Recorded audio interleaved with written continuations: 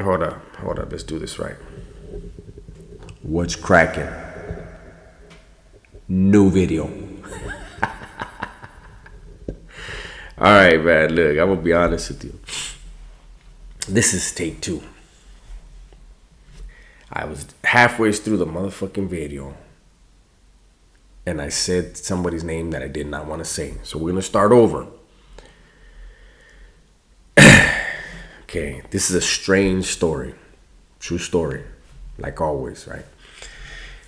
So I was talking to Hoodie from the Hood today, right?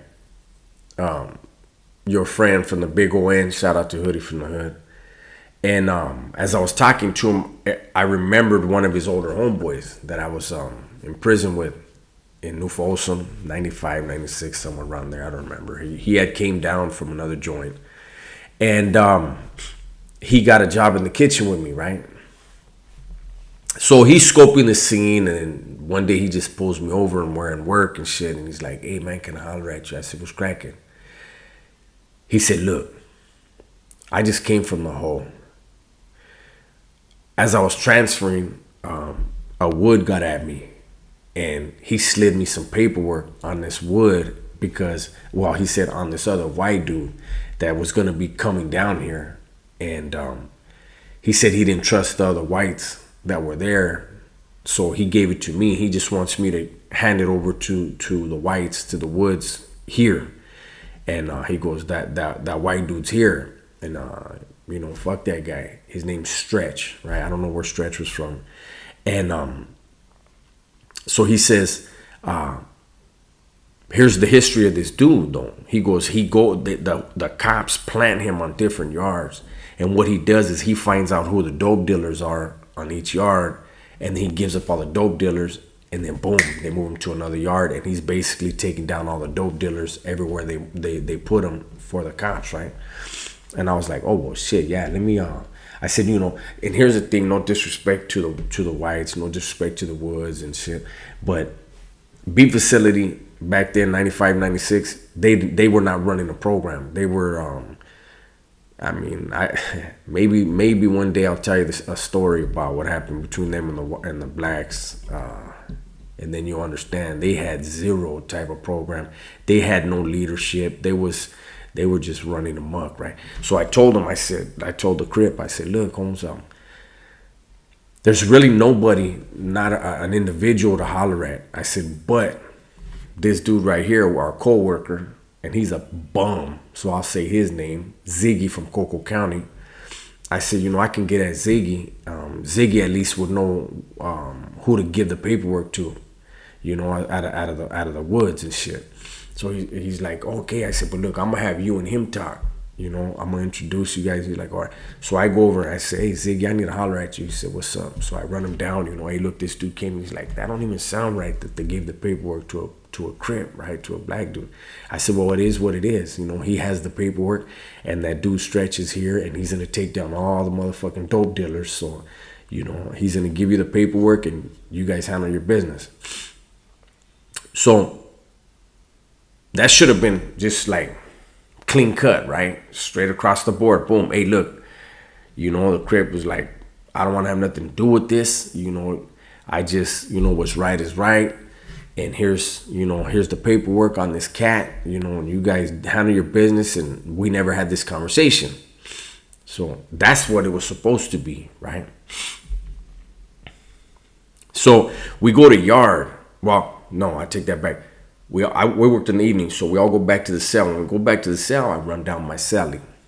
Hey, this is what happened, this and that. And he was like, fuck it, eh? He goes, the vato shouldn't have involved you, but he did, and it is what it is. It's right. So, hopefully these woods handle their business, So we go to yard, right? And my cellie tells me, when we go to yard, I want you to point out who this dude is, right? Both the Crip and the white dude, right? So I told him, look, we gotta go. So I went and asked the Crip, hey, who is he? And he pointed him out. Then I went back and told my cellie, look, that's the Crip over there, and that's the white dude. He said, all right. And check this out. there was a white dude that just came off a Sea Yard. He had just started a bunch of stuff with the raza from Northern California. He's actually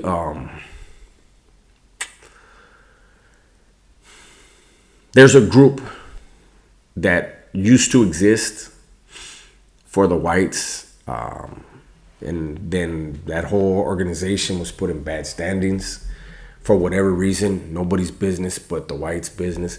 Well, he was part of that, right? He had just came, and he had a reputation of being a troublemaker. He's also one, I'll just say he's from Norco. Those that know will know who I'm talking about. He's from Norco, California. And guess what happens? Ziggy had went and told that dude and showed him the paperwork.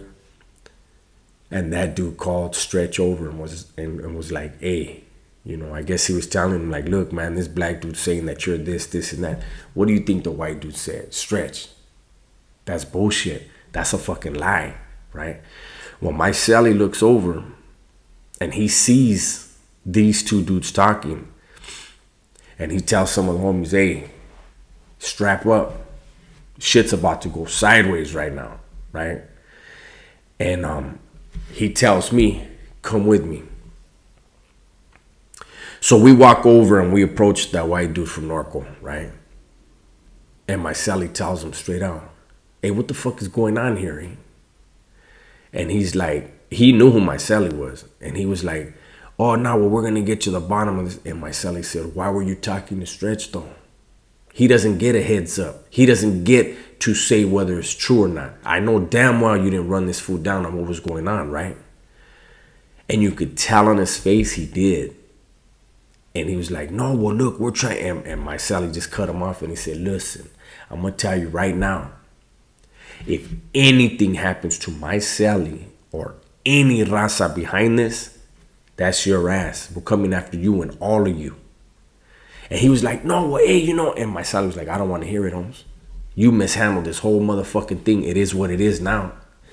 So immediately we went on, basically, we're on standby right now. And my Sally says, let's go. We got to hit the track. This dude Norco had approached the Crip. And I guess Lightweight threatened him, right? So my Sally was like, look, Holmes, we got to go down there. Those of you that been on B facility, New Folsom know the whole bottom of the yard. They used to call it Little Africa. That's where all the black groups were at. So we go down there. Me, my Sally, and there was like 6 other vatos trailing. We go down there. And the Crip that had got at me, Hoodie's homie, was right there. And he was with a few other Crips, right? And so my Sally approaches him and he's like, hey, homie, can I holler at you? And Hoodie's homie's like, yeah, what's up? And another Crip was like, hey, man, this shit's out of line. And my Sally tells him, look, this shit got handled wrong. Your homeboy did everything right. You know what I mean? And, your homeboy approached my Sally and put my Sally in it when he should have never been involved. But your homeboy seen, it was done in front of him. Hey, he introduced them and he backed out. Whatever happened after that is between you guys. And I remember the Crip kind of made not a threat, but he made it known like we ain't cool with the way this happened. And my Sally was like, hey, you guys got to do what you got to do. You know what I'm saying? Like, your homeboy approached my Sally made an introduction. Everything was handled between them after that. That's all he needed. So we peel off, right? And my Sally's like, man, Holmes, I think we're about to go to war over this motherfucking rat-ass white boy Stretch, right?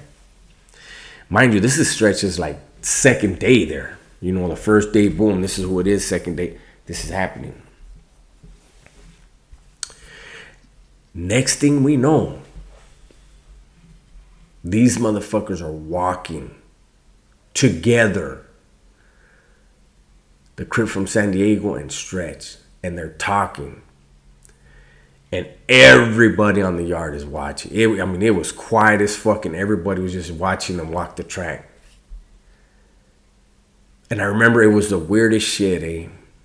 As they were talking, I don't know how he didn't see it, but like a maintenance truck pulled up, and it was right by the Central Tower, right? And they kind of like separated for a minute, and the Crip came more towards the grass track area, right? And Stretch went towards the truck. He looked back. The Crip wasn't looking, and he reached in. This fool grabbed. It was like it looked like a welding rod. He happened to get out of the truck, spun around, man, and started trying to stab the Crip in the neck with it, right? And we were like, holy shit, eh? This motherfucker is just... It was a bad situation that was getting worse by the minute, man. Fortunately, because it was a welding rod, it really didn't do shit. He didn't have an opportunity to put no point on it. He was trying to work with what it was. But that fool Stretch wound up leaving the yard without anything happening to him, because that dude from Norco, and again, those that know exactly who I'm talking about. He created a whole branch of that organization that he had been a part of that went like it was crazy, man. But that's just a glimpse at how in prison, why it's kind of like why there's the racial lines that don't get crossed. The Crip didn't do nothing wrong as far as trying to get an informant handled and taken off the yard. But when you're dealing with a group of people that don't want to do nothing, being the whites that were on the yard at that time, they weren't trying to do nothing but get high. And so the Crip, he just happened to land. I'm sure he thought, okay, New Folsom, they got their shit together. And everybody did, except the whites on that yard. The ones that were on C facility at the time, those woods were over there, you know, getting into it with the raza from Northern California. They were getting into it with the black. They were a different breed than what was on B facility. B facility,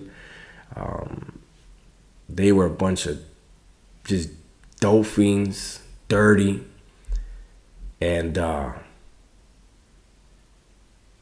it was something that could have easily spun out of control. Luckily, because the Crip didn't really get hurt, you know, and he defended himself and he fought the dude off of him. It didn't spill out and spill over into the raza and the blacks having to get into it. But it was pretty much known from that point on, if it ain't your business, it don't matter what it's about, don't get involved in it. And everybody learned that lesson from that one incident. So I'm gonna go ahead and call it a wrap with this one. Like I said, I did 2 takes of this, so I don't know if I said it in this one or the other one, but I'm gonna tell you right now, I wasn't even gonna do a video tonight. As you can tell, my voice is a lot sexier than normal. Nah, but it's my allergies. My allergies are acting up. I was already in bed early. It's only 9:27, but you know, we're on the grind, right? So anyways, be safe, be smart, and tell the ones you love that you love them, right? I'm out.